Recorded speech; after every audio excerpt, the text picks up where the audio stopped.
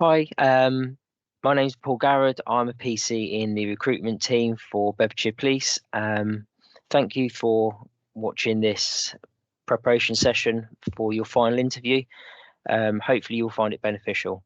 It will cover um, the competency and value framework, a little bit about the format of the interview, and the competencies that are going to be questioned.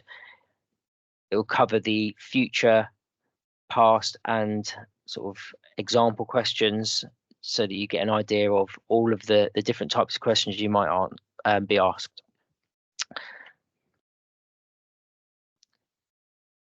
Okay, so obviously you've got to this stage because you've passed your assessment centre. The assessment centre is competency based as well, so a lot of the bits that you revised and are aware of in terms of the competency and value framework and the competencies will be relevant for your interview as well. The interview structure will be face-to-face interview at Bedfordshire Police Headquarters, Woburn Road in Kempston. You will have an interview panel of two people. One will be a lead interviewer, and they are usually the higher ranking police officer or police member of staff, and that's sort of inspector level or above. Then the second interviewer will be from either community based, by that we mean people that work within the police but aren't police officers or police staff, but they're involved within sort of the community and policing. Another police officer of a lower rank, or a staff member. What you need to remember is you need to be respectful, be polite, because potentially these could be your colleagues or even your boss one day. Use proper English, and address the interviewers how they introduce themselves. I know you'll be nervous, so if you forget to remember their names and they do introduce themselves by their name, then sir or ma'am, depending on who it is, will suffice, and they'll maybe then realise that you've forgotten the name and remind you. Okay, but just make sure that you're respectful, polite. Like I said, it's a face-to-face interview at Bedfordshire Police Headquarters, so you will need to make sure that you are there in plenty of time. Make your own way there. There is parking out the front of the station, hopefully. The front office staff will greet you when you get in, and then either one of the interviewers or a member of the recruitment team will meet you and take you through to the interview room. Your interview is allocated 45 minutes. Don't worry too much about the time. Don't let that sort of bother you. Just go in, stay relaxed, and just answer the questions that you're asked. Some interviews last the 45 minutes, some last 25. It's about quality over quantity, okay? You'll be asked 5 questions: past questions, future questions, and exploratory questions. If you are on one of our accelerated detective routes, then you may have an investigation scenario to look at for 5 minutes or so before the actual interview. Asked to make some notes and some sort of observations about the scenario that you've been given and come up with sort of some investigative sort of mindsets that you might want to then use. And there might be a bit of a conversation about that. Okay, it's just so that we can highlight that you've got that investigative mindset, because you're going on to an accelerated detective route. It's being trialed at the minute, so it's not on everybody's, and it's not marked as such. It's just to sort of give us that idea as to whether or not that investigative mindset is there from an early stage. Please wear appropriate clothing for your interview. We have had it in the past. People turn up in, clothing that's not appropriate. So, a suit or smart trousers and a shirt or a blouse or a dress, not hoodies, t-shirts, muddy trainers, dirty jeans. Believe it or not, we have had that before. So please just be aware that you're coming for an interview for a police officer role. Wear appropriate clothing for the interview. Don't forget to bring a form of ID with you, because we will need to photocopy that, and the interviewers will have to sign it to say that you are the person that is on the ID. And remember, the main thing is the interviewers want you to pass. Okay, you've got to this stage. You've done well to get to this stage. They want you to pass. They're not there to fail you, but obviously there is a standard to hit. To help you pass, they will try and get an answer out of you if they feel that there's something there, but the nerves are sort of holding it back. So they may ask you supplementary questions to get more from you on questions. So don't be put off or worried if they do ask you supplementary questions after the interview question has been asked. They're just trying to get the best out of you. Okay, so as I mentioned, there's 3 different types of questions that will be asked. Past focus questions. So these explore when you've done something before. So they'll be asking for an example of where you have demonstrated a particular value or competency. Future focus questions. These explore what you might do in a specific situation. So your interviews will outline a fictitious scenario and will want to know what you might do in that situation. You may have already been in that situation, in which case you can sort of flip it and make it into a past focus question by asking to give an example of where you have been in that situation before. Okay. And then exploratory questions. These explore your understanding of the role you've applied for, your motivation for joining the police, your thoughts and feelings on some of the competencies and values within the competency and value framework. The STAR model, we did go through this if you saw the online assessment centre presentations that we do. It's a really good tool to help you structure your answers. A lot of people that fail at this stage, in the interview stage, their feedback is that their answers weren't structured and they're a little bit all over the place. So please do use it if it's relevant. It will be relevant for the example questions. So the past questions and the future questions, certainly the STAR model will help you structure your example that you're giving. So you start by describing the situation, set the scene that you're in. You can use an example from any part of your life, okay? Your current job, previous jobs, education, personal experience, social life, anything. It doesn't matter. As long as it's something that you've done that covers the competency and answers the question, the interviewers will be happy to hear it. Also, if you've got examples that you used in the assessment centre, at the interview stage of the assessment centre, they can be used in this interview because the interviewers that are interviewing this interview do not know what examples you used in the assessment centre.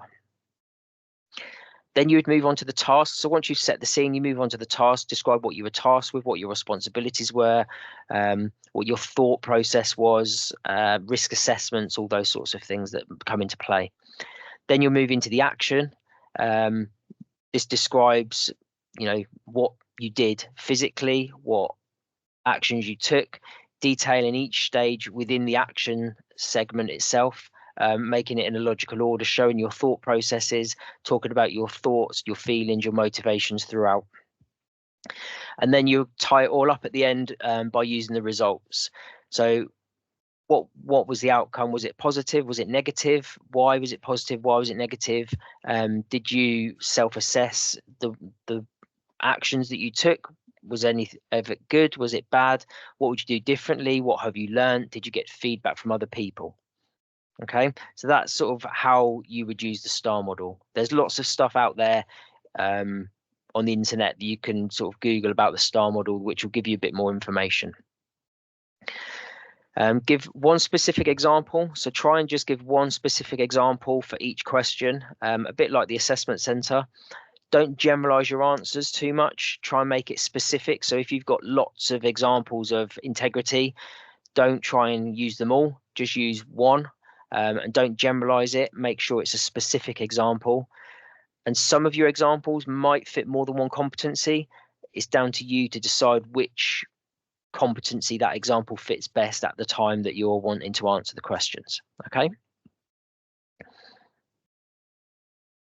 So as you can see on the screen now, there are 4 sets of questions. Each set has 5 questions in it. We don't give you the questions, obviously, but we, like the College of Policing for the assessment centre, we are happy to give you the competencies and values for that set of questions. So each month we change to a different set of questions. So depending on what month you're being interviewed will depend on which question set you are being asked of. If you don't know what month you're being interviewed on because you haven't got your date yet, then the safest bet would be to try and come up with examples for all of the competencies and values. And then once you know your question set, you can sort of concentrate on the 5 that you're going to be asked questions of. But it's better to be safe and have some for all of them than not. Okay, so now what we're going to do is I'm going to go through each competency and cover them all. Then what you can do using this video, you can then sort of fast forward and get to the competencies that are relevant to the question set that you're going to be asked of. So I'm going to start with integrity. What I'll do is I'll go through the bullet points briefly, and then I've got an example of a past focused question, a future focused question, and an exploratory question, just to give you an idea. And then you can obviously go away and start thinking up your examples and bits and pieces like that. So we'll start with integrity.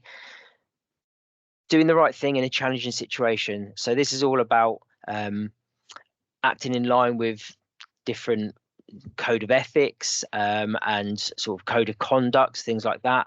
Demonstrating courage and doing the right thing in a challenging situation. So there will be times where you will have to challenge people's behavior and demonstrate courage in doing that, where it might be somebody of rank or a manager or somebody that has done something and you need to challenge that behavior because it's not right. Thinking about enhancing the reputation of the organization and the wider service, the police service, or in your examples it might be another work organization or a college or a sports team, anything like that. Challenge colleagues' behaviors whose attitude, language fall below the public and services expectations. So the bar is really high for integrity in the police. Challenging colleagues' behavior, attitude and and language is very, very important. And you need to show that courage, like I mentioned a bit higher up on the bullet points, to do the right thing and challenge that behavior where it falls below the standards that you expect and the service that you're in expect. Open and responsive to challenge about your actions and words. Okay, we're not all perfect. Obviously, if you do something wrong, people might challenge you about it. It's about how you receive that challenge and learn from what you're being challenged about. If it is you that's in the wrong, you obviously take steps to make the apologies and take the learning on board so that you don't sort of do that type of thing again. But obviously some things will be too bad and potentially could cost you your job. So you need to be open, responsive to challenges on your actions and words, but obviously you need to make sure you know the level that you're at. Escalate issues to manager, supervisor where appropriate. So obviously this ties in with some of the other bullet points. If you are challenging people's behavior and doing the right thing, potentially that might mean that you need to highlight it to supervisors where appropriate so they can sort of take it further up the chain. Declare any conflicts of interest at the earliest opportunity. So potentially there are going to be times, certainly as a police officer, where you might be involved in something where you know the person involved or you know the address or anything like that. You need to declare that conflict of interest at the earliest opportunity so that we can stay, our integrity stays intact and transparency is there. That might have happened in previous roles or work or life experiences that you've had as well. So again, you might have examples about that. Respectful of the authority and influence your position gives you. Obviously, as a police officer, you are in an authoritative role. You have a warrant card, you have the power to arrest people, search people, and lots of other things. You need to make sure that you're respectful of that authority and not abusing it, not overstepping the marks. And for that, you need to be aware of, what those boundaries are and the lines that you shouldn't cross. Use resources effectively and efficiently and not for personal benefit. So obviously systems, computer systems, paperwork, intelligence, all that sort of stuff as a police officer you have access to. You need to be aware that you can't be just using it for personal benefit. You can't be checking up on people that or addresses or something that's going on around the corner. It has to be used for a policing purpose, and if it's not, then obviously that's going to cause you problems and potentially your job. Again, you might have examples of where you've had that in different jobs or life experience that you've had as well. So again, if you have, then you can draw from that. Okay, so integrity. In terms of the example question, I've got the past question I've got is, please give an example of where you've challenged someone's behavior. So it's a very vague, very broad question.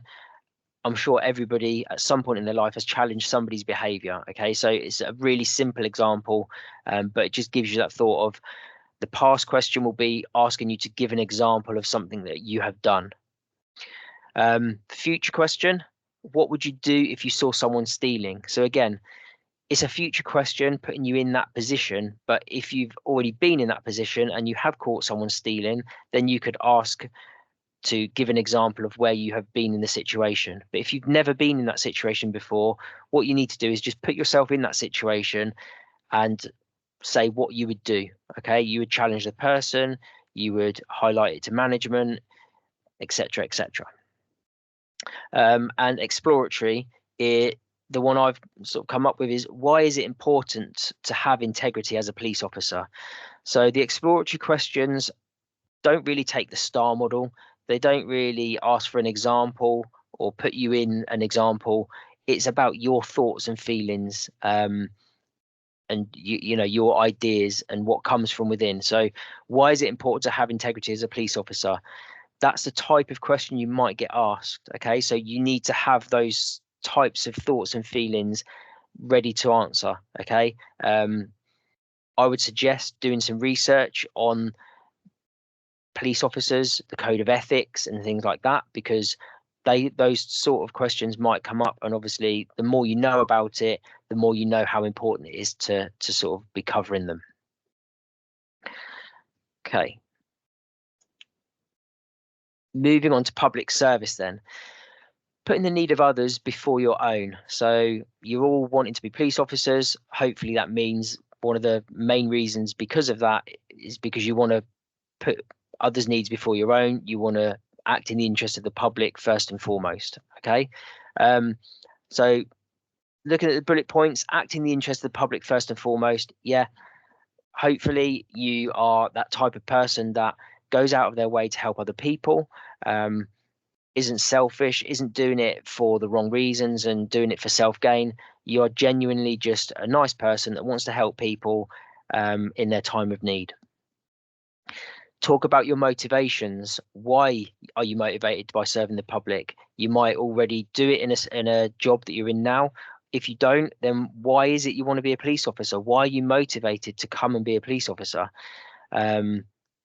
Seeking to understand the needs of others, act in their best interests. Are you that type of person that seeks to understand people, listens to people, understands what their problems are so that you can then help them with whatever their problem might be and work towards their best interests? Adapt to address the needs and concerns of different communities. So being a police officer, you will need to adapt a lot. One of those things to adapt to will be the needs and concerns of different people, different communities. The community, for example, being a different religious community, a different culture, a different race, beliefs, sexual orientation, age, different ages of communities. There are lots and lots of different communities in different ways. You need to be able to address the needs, concerns of each one. If you've got examples of that, then great, because that potentially is something that is going to be asked about. Tailor your communication to be appropriate and respectful to your audience. So that kind of ties in with the bullet point above, doesn't it? Tailoring your communication to be appropriate and respectful might mean that you need to speak to different communities in different ways so that you're being respectful to them. Okay, you wouldn't maybe speak to an elderly person the same way you would speak to a younger person. You wouldn't speak to somebody from one ethnic background maybe the way you would speak to somebody of a different ethnic background, because there's different perceptions. They maybe are a little bit more cautious around the police, so you would maybe need to tailor your communication to be appropriate and respectful. Okay. Take into consideration how others want to be treated when interacting with them. I mean, surely that is a given, but you need to make sure that you can give examples of where you have taken into consideration how they want to be treated. How did you take it into consideration? Did you sort of know you were going to be dealing with them, so you did a little bit of research into their background, their culture, so that you knew how to treat them when you interacted with them? Or it might have been a spur of the moment thing, and you maybe had to ask them how they wanted to be treated. Or is it something that just comes naturally and you can read the situation and you can take into consideration how others want to be treated because of the situation that you're in? Along with that, treating people respectfully regardless of their circumstances. Again, surely as a human being, this is something that you do. Everybody you come into contact with, treat respectfully regardless of the circumstances that surround it. Certainly as a police officer, you will need to do that. So again, if you've got examples of that type of thing, then it's good to have those. Sharing credit with everyone involved in delivering service. In terms of this, basically just showing that you're a team player. You're not somebody that's out to get all the credit. You don't want all the accolades at the end. If you've worked as a team to deliver a service for somebody, you share the credit with everybody that was involved because you're a team player, and it's not something that you sort of want to take the credit for. The example questions I've got for public service. So the past example question is, please give an example of where you've gone above and beyond to help someone in need. So again, hopefully you've got lots of examples of that. If whether it's in a work situation, a personal situation, or social, then you should hopefully have sort of some examples. So that potentially could be something that would help you. The future question I've got: how would you vary your communication when addressing different communities? So again, if you've been in that situation, you can use an example. If you haven't, then put yourself in the situation and just think about how would you vary your communication when addressing different communities.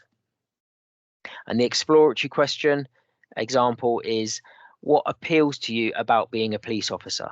Okay, so that's sort of the second bullet point down, isn't it? Motivated by serving the public. What motivates you to serve the public? Why do you want to be a police officer? Okay, that comes from the heart. That comes from inside. That is something that only you can answer for yourself. So just make sure that you've got that understanding of why you're doing what you're doing, why you want to become a police officer, because potentially, again, that motivation question might be there. Okay, moving on to transparency then. Being open, honest, and accountable. Ensure that your decision-making rationale is clear and considered so that it's easily understood by others. Clear and comprehensive when communicating with others. It's all about, being, as it says at the top, transparent, making sure that the decisions you make are made for the right reasons, and that you're not just doing it because you're doing it because you've come to the understanding of that's the right decision to make because I've done my decision making rationale beforehand. You've looked at actions and records, you've done pros and cons lists, you've sort of identified the problems and come up with a solution that is sort of a clear and considered solution, which means that decision-making rationale is clear and considered. Some people might not agree with the decisions that you make, But if they understand them, it means that you're being clear and those decision-making rationales are working. Being clear and comprehensive when communicating with others. Like I just said, people sometimes don't agree with things, but as long as you're clear and comprehensive and communicate it with them, it's that they understand what the decision is. They might not agree with it, but they understand what it is. And that comes down to the way that you communicate with other people. Open and honest about areas of development that you strive to improve. So, you know, again, this is about being open and honest with yourself for areas of development. We're not perfect. Are you transparent enough to, highlight areas where you need to improve? And is it something that you want to do? Because that's the type of person that we want with Bedfordshire Police, those that are open to improve and honest about areas of development and don't think that they're the finished article. Give an accurate representation of your actions and records. So this is about when you're making decisions or coming up with, having that decision-making rationale, making sure it's clear and considered means having those actions and records. So, pros and cons list, research that you've done, investigation, feedback from other people, opinions from other people that you might want to take on board, that sort of stuff. But when you compile all that together, it means that the decision-making rationale is based on that research and those pros and cons lists and the thought processes that have come up to that point. Recognize the value of feedback and acting on it. This is about being able to take criticism, take that feedback on board. Maybe it's not always good feedback, and being able to act on it, whether it's positive or negative. Taking it on board, recognizing it, and acting on it is a really important trait to have. Give constructive and accurate feedback. Are you able to give other people feedback? If you are, then how do you go about doing it? Giving constructive feedback is a skill. If you just give somebody feedback and it's telling that they're not very good at their job, that's not really constructive. It's not going to help them. They're probably not going to be able to do anything with that feedback. It's just going to make them feel worse than they already do. Giving constructive feedback means that they can go away and understand the feedback, and they can then work on the areas that you've highlighted so that they can sort of do better next time. Represent the opinions of others accurately and consistently. So again, you might well be part of a team and need to be a spokesperson for that team for a decision that's been made or something like that. Are you that person that can represent those opinions accurately and consistently by listening to people, taking on board what they're saying, and then relaying it to who it needs to be relayed to accurately, so that there is no sort of grey areas where you said this but that's not what they told you and things like that. Being consistent and truthful in your communication. I mean, again, surely that's pretty simple stuff. If you're not truthful in your communications and you're telling people untruths, then it might come back to bite you, and then obviously you lose that trust of those people that you work with or whatever it might involve. So being consistent and truthful in your communications will build that rapport, will build that trust between you and other people. And then maintaining confidentiality appropriately. This is a big one for the police. Obviously, we deal with lots of confidential information, and we make decisions based on that confidential information that maybe other people don't know. So they'll see you making an arrest, they'll see you making a decision, and they won't agree with that decision, and they'll want to know why you're making that decision, and they'll want that transparency from you. But sometimes you have to maintain the confidentiality, which means sometimes that transparency can't be there because the information you're dealing with is not appropriate for them to know. But you still need to make that decision and do whatever it is that needs to be done with that confidential information that you know. Okay, so transparency, the past example question is, please give an example where you have made a decision that others don't agree with. So again, quite simple. everybody in their life has probably made a decision where somebody that they don't agree with you. So there's your example, okay? But make sure you structure it with the STAR model. The future example question is, how would you react to critical feedback of yourself by another person? So how would you react if somebody came to you and gave you feedback, but it wasn't good feedback? It was critical of your performance or the way you do something. How would you react to that?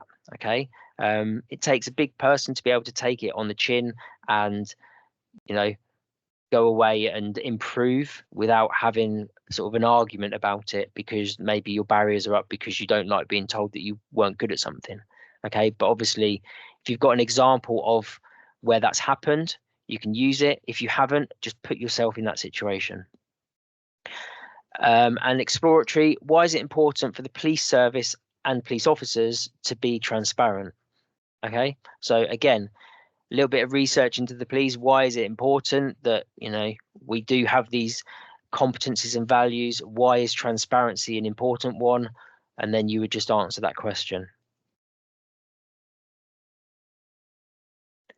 Okay, we take ownership then.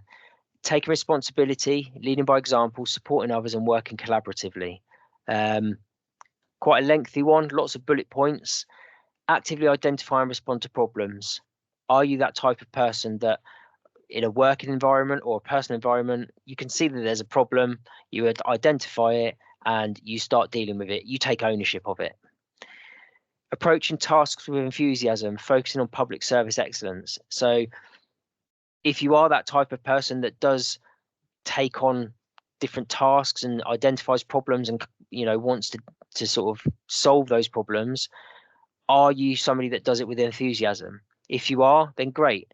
You know, why do you do that?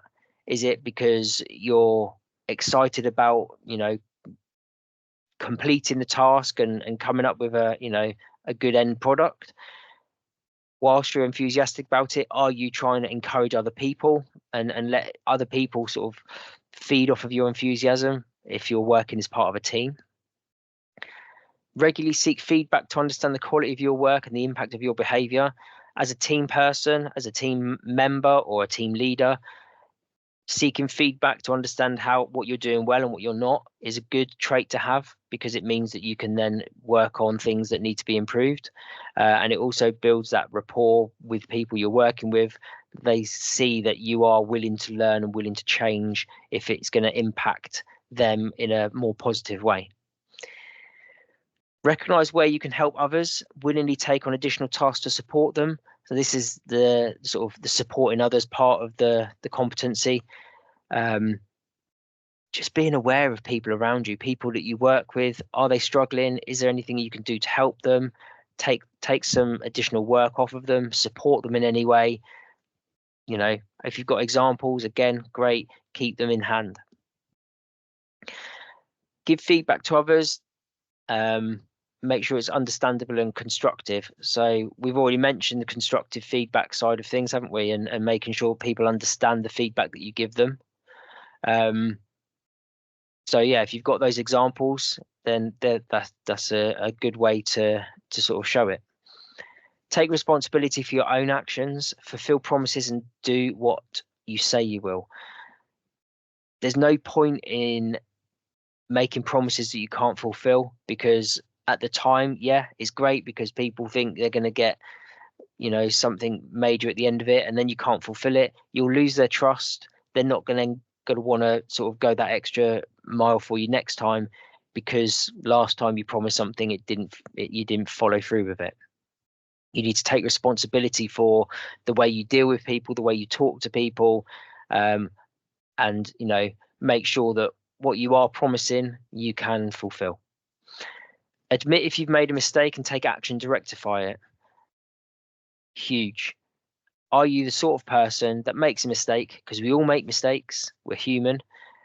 Are you the sort of person that when you do make a mistake, you take action to rectify it? Hopefully, yes, you are. And you're not the type of person that hides it away, tries to blame somebody else, sweeps it under the carpet. We want you to be that person that owns a mistake. Yes, everybody makes mistakes. Okay. Nobody's perfect. Admit that you've made a mistake, own it, understand why you've made the mistake and take action to rectify it, so that 1, the mistake is rectified, 2, you learn from it so you don't do it again. Demonstrate pride in representing the police service. Again, it's about motivation, isn't it? Why do you want to represent the police service? Is it a part of you wants to be proud of wearing the uniform? You might have an example of where you've done something in the past for, you know, a sports team or a charity or something like that, and you've demonstrated pride in being able to represent that specific organization or team or whatever it might be. Okay, so you may well have an example like that as well. And then understand my own strengths and areas for development and take responsibility for my own learning to address gaps. Very similar to a couple of the other bullet points that we've covered, giving yourself that criticism, looking back at your performance. What did you do well? What did you do badly? What areas are there that you can develop? Then when you've highlighted them, taking responsibility for sort of searching out that learning to be able to address and fill those gaps of learning that are going to then help you sort of go forward with your development and be better next time. Okay. We take ownership. 3 example questions. So the past example I came up with, can you tell us of a time where you face a challenging situation and how you handled it? Okay, so again, we will have all been in situations where we've had a challenge. So if that's the type of question, then, you know, hopefully you'll have examples to give out.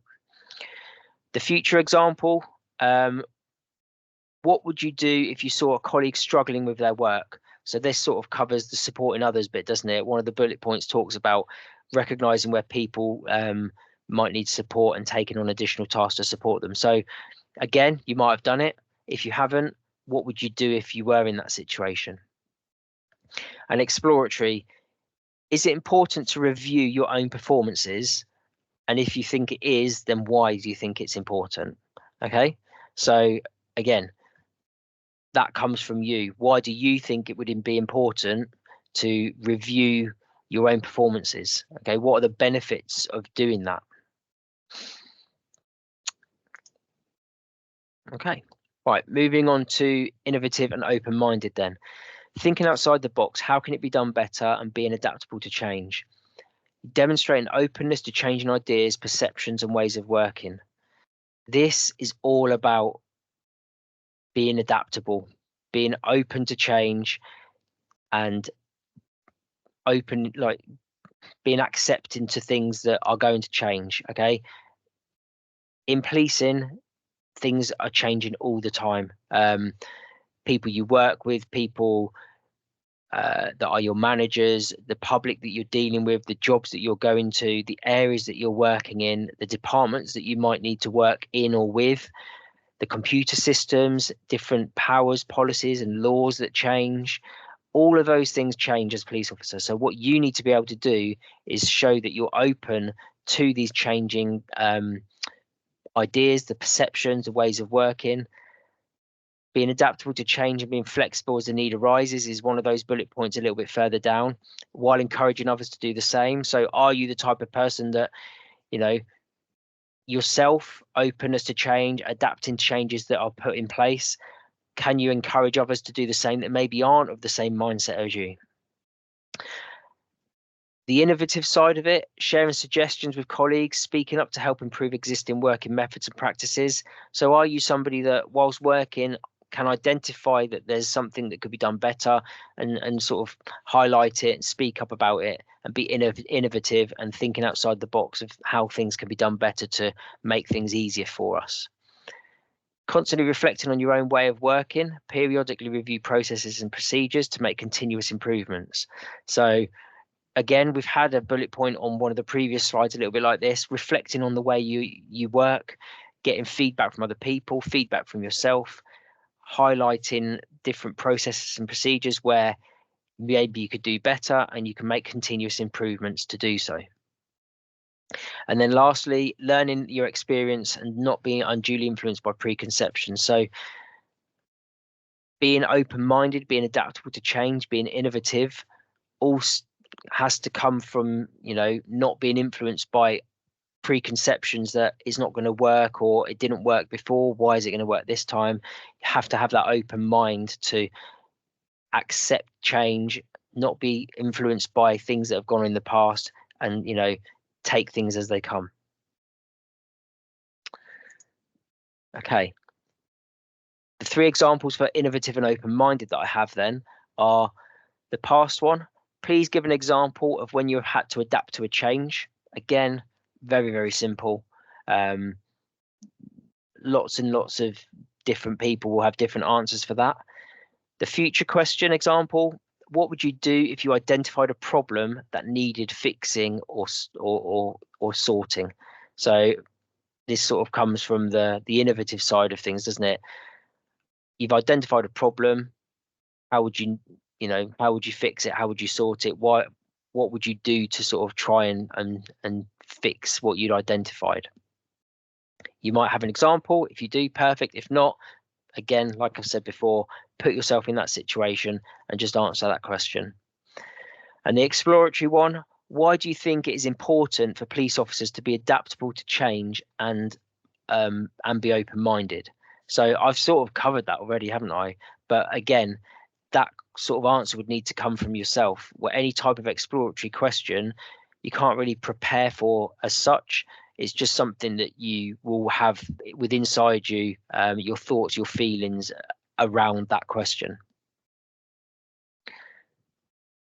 Okay, perfect. Moving on then to we are emotionally aware. We genuinely engage with and listen to others, making efforts to understand needs, perspectives, and concerns. So treating others with respect, tolerance, and compassion. I mean, it goes without saying, doesn't it? As a police officer, or even as a human being, you need to be treating people with respect and compassion. Be emotionally aware to situations they might be in. Acknowledge and respect a range of different perspectives, values, and beliefs within the remit of the law. So not everybody has the same values, not everybody has the same beliefs or perspectives, but it doesn't mean that one person's right and one person's wrong.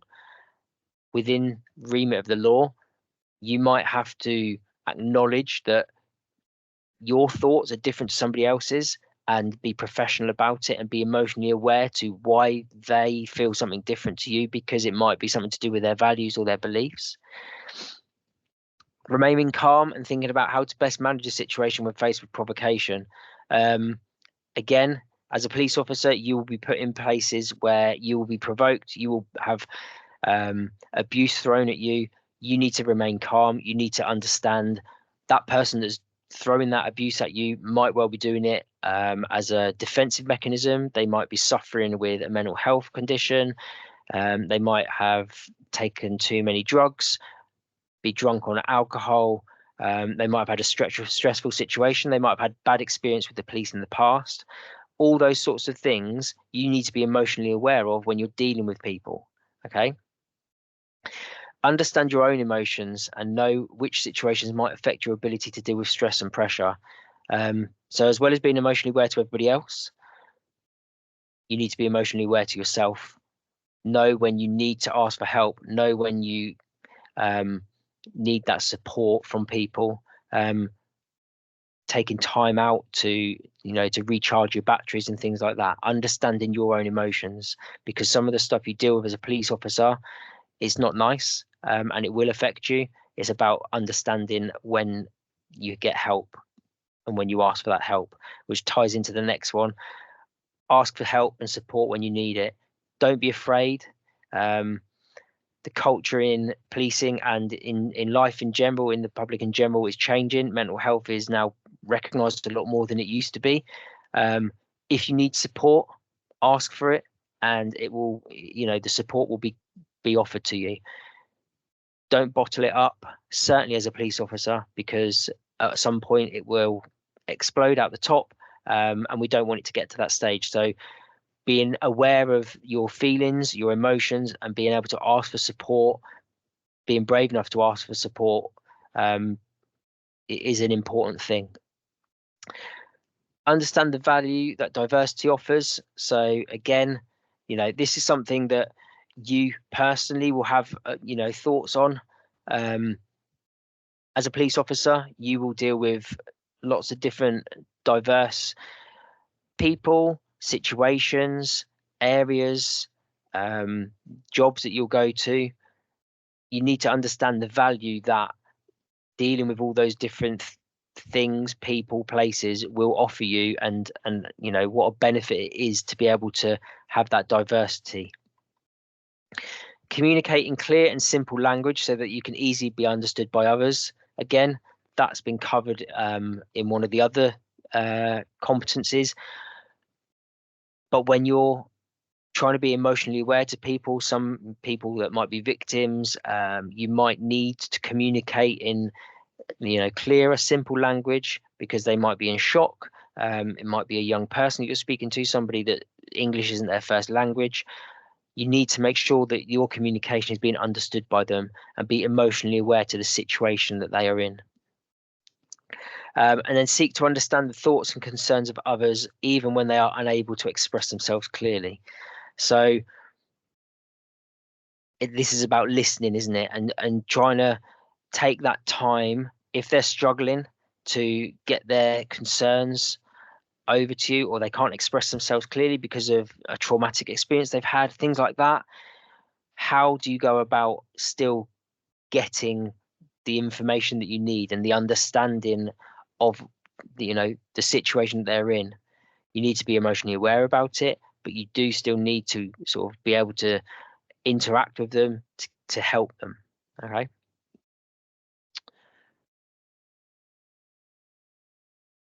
So we are emotionally aware.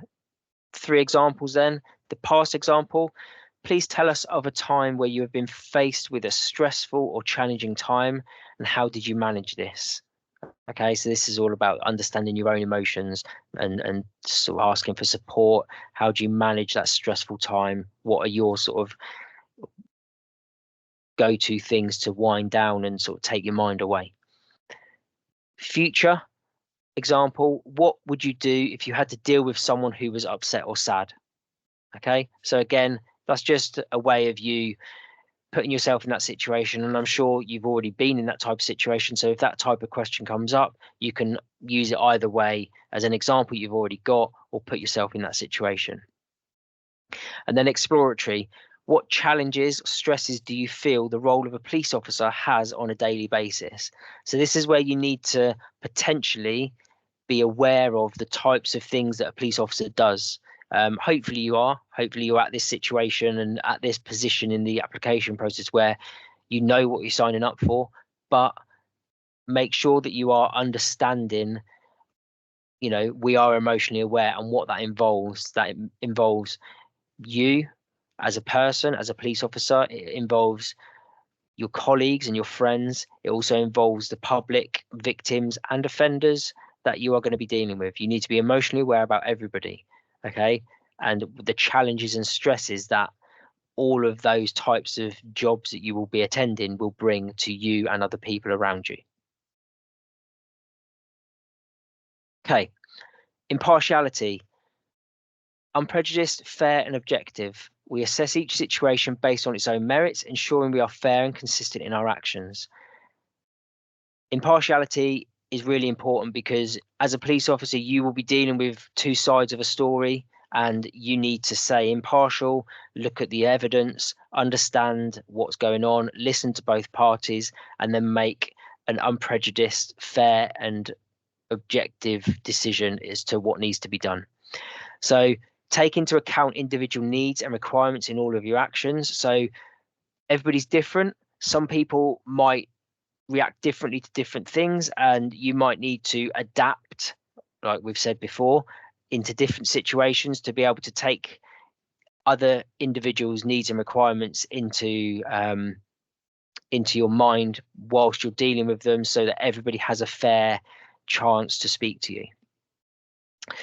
Understanding that treating everyone fairly does not mean everyone is treated the same. Like I've just said, being fair to people doesn't mean you have to treat them the same, because people have different needs. It's about understanding that you have to treat everybody fairly, and to do that, you might need to treat some people differently.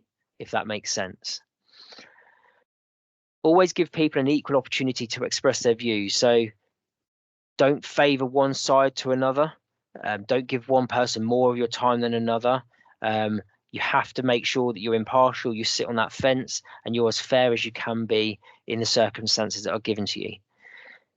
Communicate with everyone, making sure the most relevant message is provided to all. So again, make sure you communicate with everybody. Don't just stand and talk to one side of the argument. You need to be able to communicate with both, talk to them about your thoughts, you know, the information that you've got, and make sure that everybody is understanding of, you know, where you're going with your sort of thought process and the communication that you're having with everybody.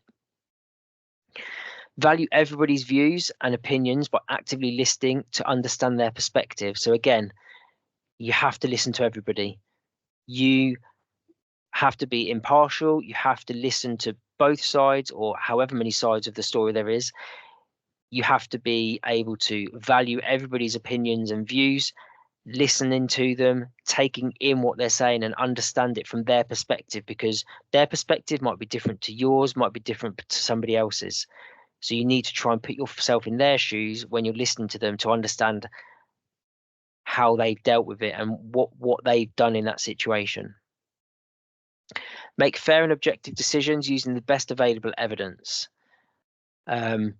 Listening to everybody, taking in the best evidence, and then once you've got all of the evidence, analysing it objectively, fairly, with no prejudice, and then once you've done that, you then come to a decision as to what action needs to be taken. Enable everyone to have equal access to services and information where appropriate.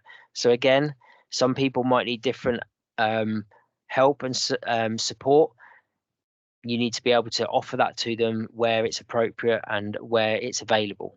Okay, might mean that the person that needs that service, then once they've had that service, is at the same level as somebody that didn't need the service, so you can then be fair and objective and listen to everybody's opinions. Okay, so the 3 I've got for impartiality. Give us an example of where you have had to make a decision after listening to all parties. Okay, so it might be a group argument or a family dispute, anything like that. How have you managed to be impartial but still come to a decision at the end of it? The future example question: how would you deal with a situation where there was a group of people arguing about something? Okay, so again, you might well have been put in that situation already, so you can use that as an example. And the exploratory example: why is it important to listen to all sides of an argument before making a decision? So again, that's personal to you. Why do you think that it's important to listen to people before making a decision? It's not fair to listen to just one and not the other, but why is it important to make sure that you listen to everybody? Okay, moving on to We Are Collaborative then. Build a genuine and long-lasting partnership, focus on collective aims. We aim to work effectively with colleagues and external partners, mutually sharing our skills, knowledge and insights with each other. Working collaboratively is all about partnership working, using our skills that might be different to somebody else's skills, that might be different to somebody else's skills, and thinking, well, if we bring them together, we're going to have a better outcome.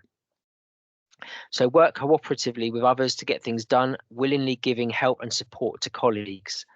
So you'll have different skills to other people. So it's about working together to get things done and supporting other people where you've maybe got, a better skill in that certain department.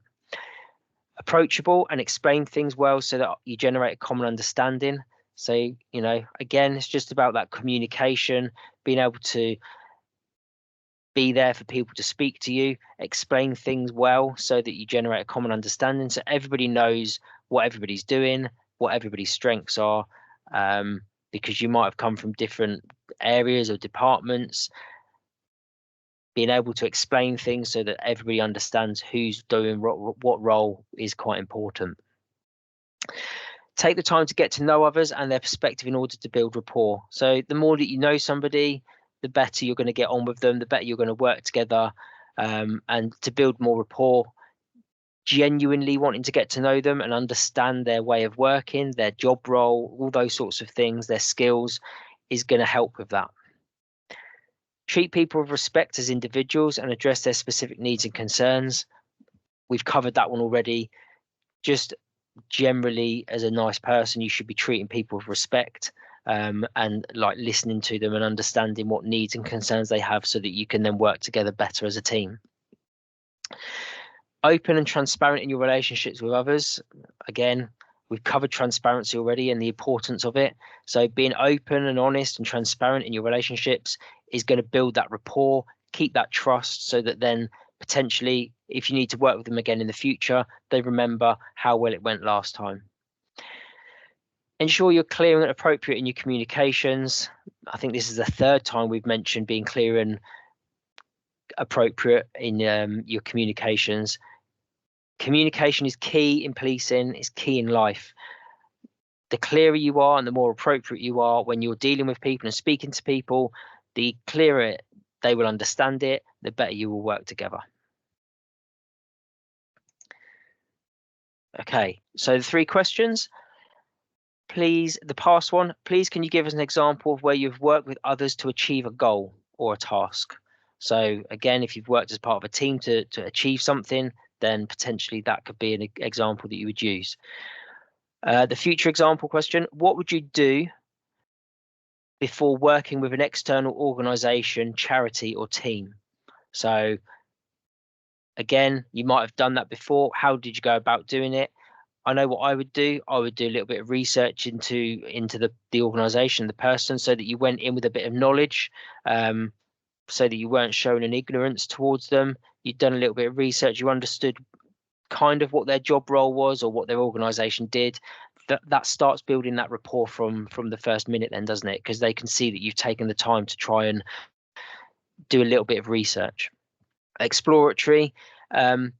Can you name some of the organizations that you may work with as a police officer? So again, this might come into a little bit of research from you. You might already know, but the more organizations that you are aware of that the police work with collaboratively, the better idea you're going to have if that type of question comes up.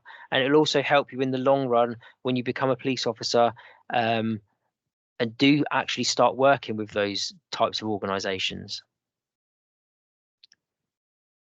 Okay. We analyze critically then. Analyze information, data, viewpoints, and combine the best available evidence to understand the root causes of issues that arise in complex situations. Seems like a bit of a mouthful. It's basically about the information that you're given, making sure that you analyze it clearly so that you're taking all the information that you need to be able to make decisions or investigate,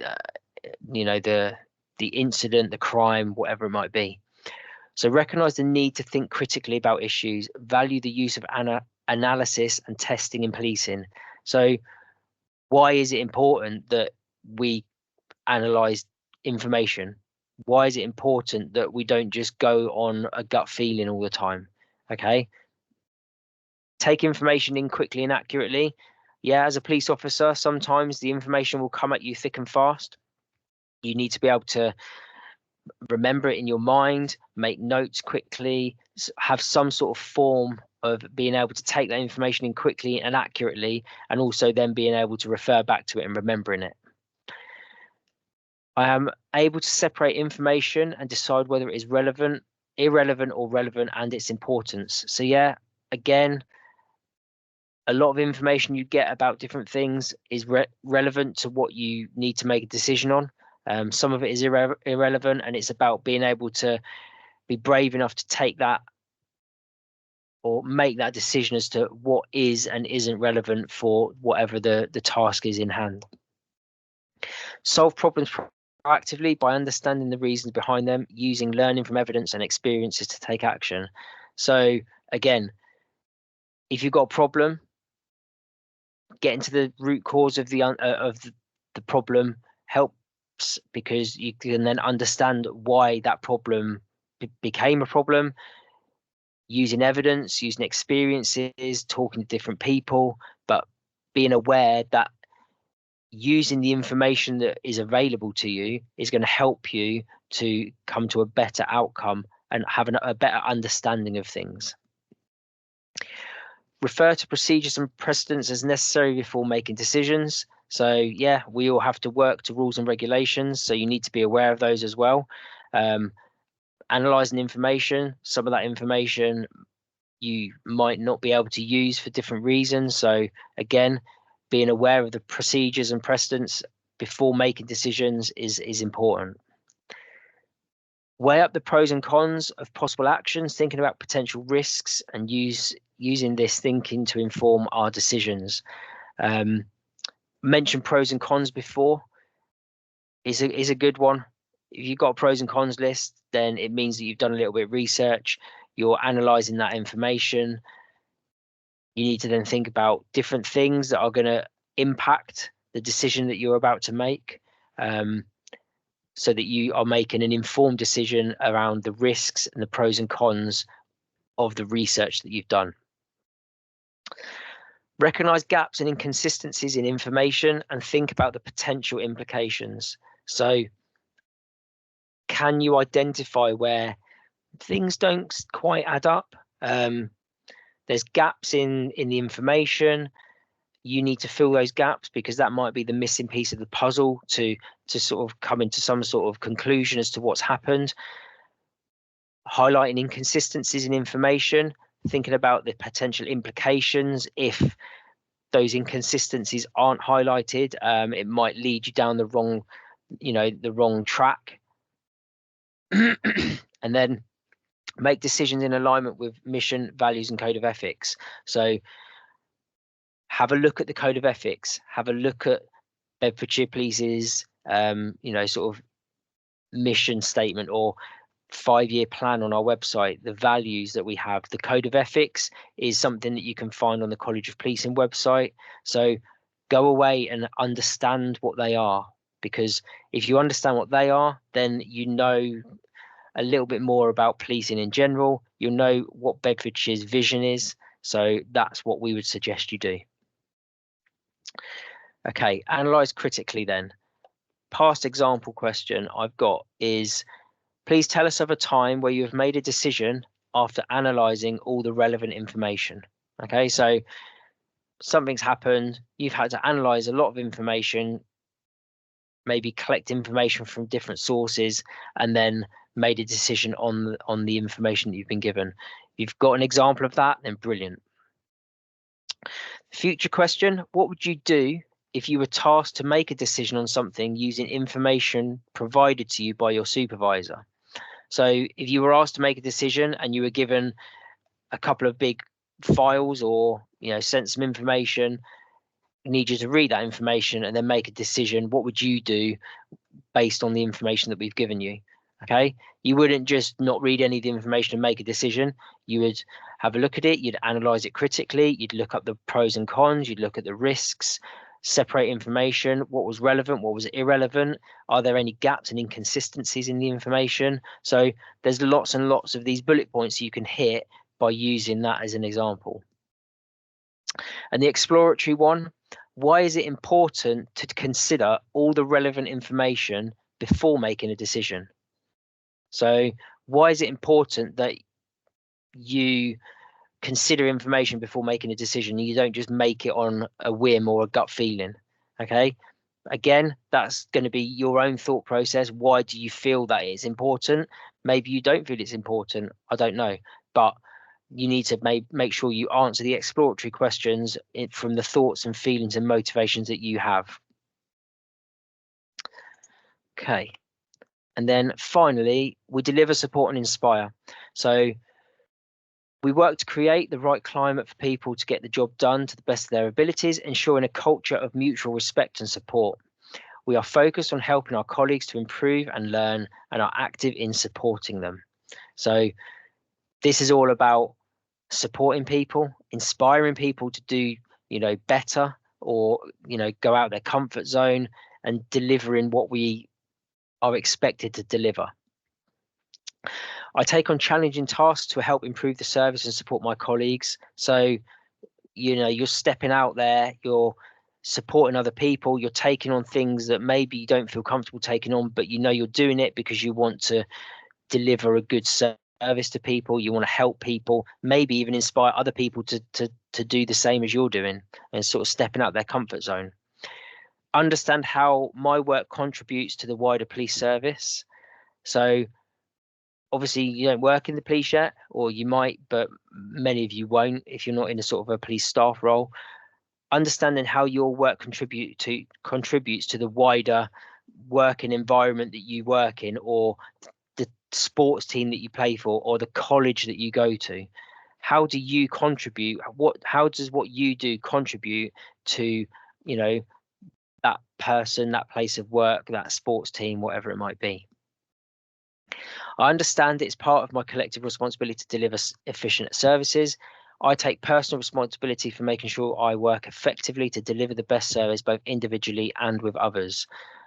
Okay. Basically, you work hard, you take responsibility for making sure you're working effectively, you're not cutting corners, you're doing what you should be doing to deliver the best service to you, to others, to customers, to other teammates, whatever it might be. I'm conscientious in my approach, working hard to provide the best service and to overcome any obstacles that could prevent or hinder delivery. Okay, so yes, you work hard to provide the best service and overcome any obstacles, but you're conscientious in the approach that you do, depending on the people that you're working with, the people you're working for, members of public that you might be involved in. Okay, so you need to be aware of people that you're with. Support the efficient use of resources to create the most value and to deliver the right impact. You have lots of resources at your disposal as a police officer, and maybe you do in the sort of the roles that you're in now. Supporting the efficient use of them to make sure that you're getting the best out of people using the right resources. Okay, so it might mean that you need to juggle things around or change the way that things are done to have the support there and make sure it's efficient to the people that need it. Supporting people with using those resources is really going to be able to sort of highlight the fact that you are aware of the difference sort of it can make if you do sort of move things around to support different people in different areas. I keep up to date with changes in internal and external environments. So are you somebody that is up to date with all the latest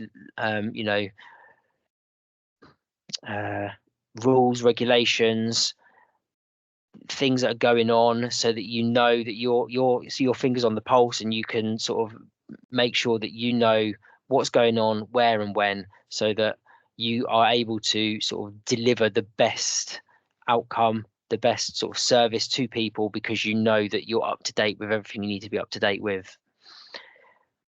I'm a role model for the behaviours I expect to see in others, and I act in the best interest of the public and the police service. We've had that one already, haven't we? Acting in the best interest of the public and the police service. That came in the public service section. You're a role model for the behaviours you expect to see in others. So yeah, just you conduct yourself in the best possible way, because then that's what you expect to see in others. And hopefully it's vice versa. If people see you conducting yourself in the right way, they are going to do it as well, or they're already doing it and they expect you to do the same. So it just keeps that standard at the right level. Okay, and finally then, so we deliver, support and inspire. The past example question is, give an example of where you have inspired someone to take on a challenge and you have supported them with it. Okay, so give an example of where you've inspired someone to take on a challenge. So somebody might have seen you doing something and thought, yeah, I like the look of that. I want to do that. It might be you've started a new hobby or anything like that. And, they've sort of seen you doing anything and actually that looks really fun. Do you mind if I come along with you? And you've then supported them with it. Okay. How would you support others this is the future example. How would you support others to make sure the best service was being delivered to the public?